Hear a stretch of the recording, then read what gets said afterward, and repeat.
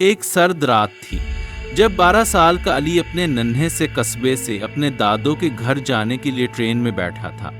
Train پرانی تھی، اس کی کھڑکیاں دھندلی تھیں اور اندر کی روشنی کمزور تھی۔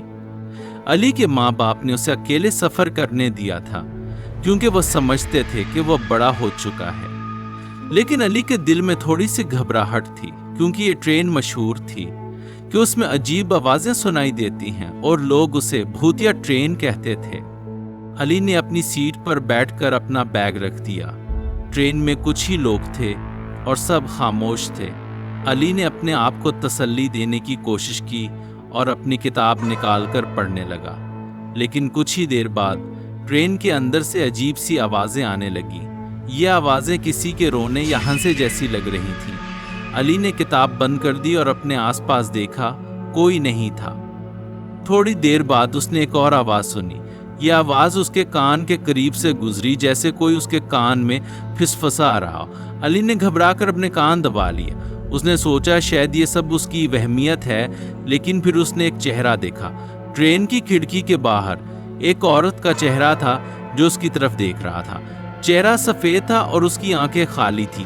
علی نے اپنی آنکھیں بند کر لیں اور جب اس نے آنکھیں کھولیں تو چہرہ غائب ہو چکا تھا۔ علی کا دل تیز تیز دھڑکنے لگا۔ اس نے سوچا کہ شاید یہ سب اس کی تصویر ہے، لیکن پھر اس نے ایک بچے کی ہنسی سنی۔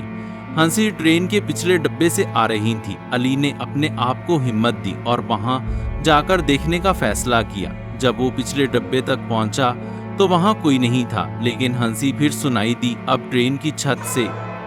علی نے اپنے آپ کو سمجھایا کہ یہ سب اس کی وہمیت ہے، لیکن اس کی گھبراہٹ بڑھتی جا رہی تھی۔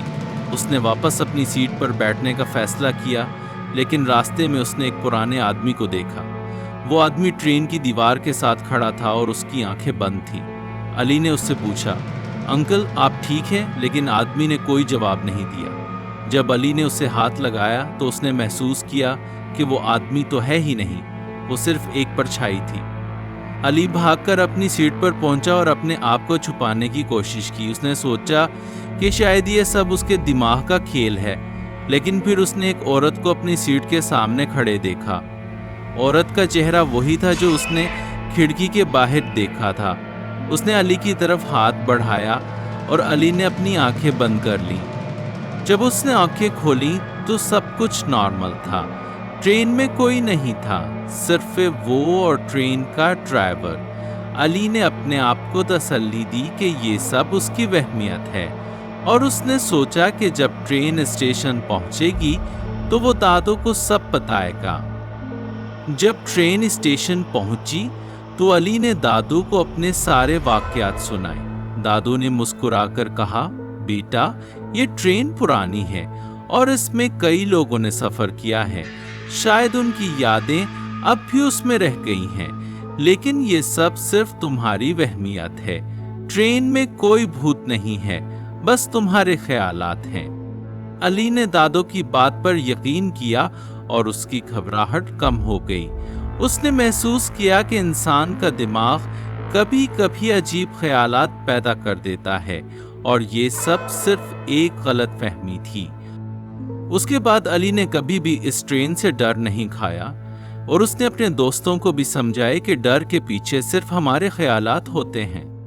علی نے اس واقعے سے سیکھا کہ انسان کا دماغ ہی اس کا سب سے بڑا دشمن یا دوست ہو سکتا ہے، اور اگر ہم اپنے خیالات پر قابو پا لیں تو کوئی بھی چیز ہمیں ڈرانے کے لیے کافی نہیں ہے۔